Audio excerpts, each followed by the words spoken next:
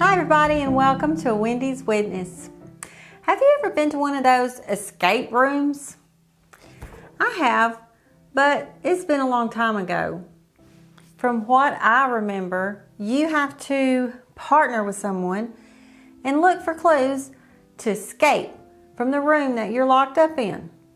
It was more about finding the clues and solving them and understanding the riddles than rushing and ransacking. After all, the goal is to get out, not to make a mess of the place while you're in there. Keep watching today. This world we live in is definitely only temporary, but we do want to leave it better off than when we got here.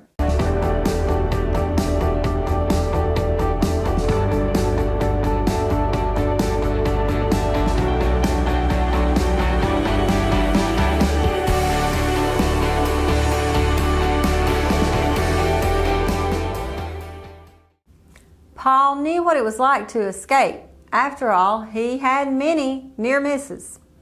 Here in Acts chapter 27, Paul was a prisoner sailing for Rome. The Day of Atonement had passed, and Paul's advice to stay put was ignored, and a serious storm was about to batter their ship.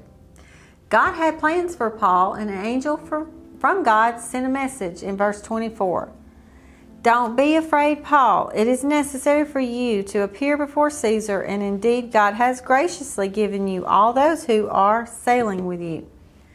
Now the soldiers had other plans.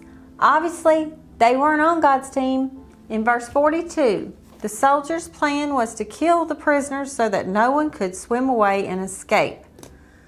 But do you know who got out of there? Team God and Paul. Yep. We're told everybody escaped and safely reached the shore. Now we know Paul was on God's team and he knows how to escape. So let's see what he wants to tell us. A clue he left behind in 1 Corinthians 15, 51 and 52. Listen, I'm telling you a mystery. We will not all fall asleep, but we will all be changed in a moment, in the twinkling of an eye, at the last trumpet. For the trumpet will sound, and the dead will be raised incorruptible, and we will be changed. Wow, Paul left us a hint telling us how we will escape when the time comes. Paul was a traveler, and so are we. Watching and waiting, believing God has saved us, and our ship will come to shore. Unfortunately, there are those who will not escape. This is because they're on the losing team. They belong to the night or darkness. They're asleep, not looking, not seeing. They're unaware of the times and seasons. They've not been born again. 1 Thessalonians 5:3 tells us what will happen to them. When they say peace and security, then sudden destruction will come upon them like labor pains on a pregnant woman, and they will not escape. They will see the day of the Lord, which will bring forth God's wrath. The escape will be for those of us who have called on the name of the Lord and been saved. 1 Thessalonians 5:9 says, For God did not appoint us to wrath, but to obtain salvation through our Lord Jesus Christ. Historically, God has always made a way for His people to escape judgment. Just say the name Harry Houdini, and you automatically think escape artist. His feats were pretty amazing. They couldn't keep him locked up with handcuffs. Nope, he'd escape every time.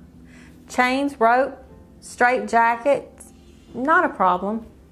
Whether he was underwater or buried alive, he could pull off some pretty scary stunts. However, there was one fate Harry Houdini could not escape, and that was death. Our lives here are temporary. All of our days have been recorded. Houdini's death and countless others was a door to their final destination. At the end of the age, when the trumpet blows, for those believers who are not appointed to wrath, there will be an escape. Just like Noah, Lot, and all the Israelites who placed the blood on their doors death will pass over, and we will meet Jesus in the clouds. The great escape will take place, graciously provided by God, the greatest artist of all time. Thank you for watching. God bless you. And remember, we are all witnesses.